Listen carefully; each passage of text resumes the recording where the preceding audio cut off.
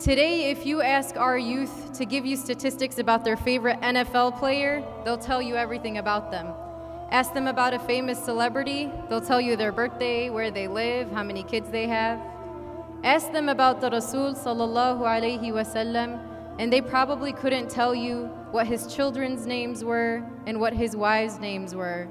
So problem number one is this lack of understanding of Allah subhanahu wa ta'ala and the Rasul sallallahu alayhi wasallam. And problem number two is that our youth today have a genuine fear of being called Muslim or being associated with Islam. And for some, the fear is so strong that they think Islam itself stops them from opportunities. And this is why we see our young sisters who decide to remove their hijab because they're scared they may not have the same opportunities. This is why we see our young brothers whose names are Muhammad, yet they go by Mo. And this is why we see our youth who would much rather miss a prayer than to be seen praying in public. And no, I don't, point these out to judge them or to challenge them. Rather, I point the finger at myself and at all of us as a community.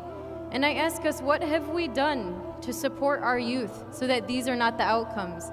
What type of guidance have we given them? And do they know that we're there for them? Our youth are currently sandwiched between a generation of immigrant parents who may not necessarily fully understand their struggles, so when they're at home, they feel misunderstood. And they're sandwiched between that and when they go out into their schools and their workplaces, they also don't feel understood. And I'm not saying this to challenge our parents or to say that something is wrong, but rather to point out that each grew up in a different generation with very different trials and times. And this sandwich crisis has caused serious problems within our youth, where we see the rates of depression, anxiety, and sadly even suicidal thoughts increase exponentially.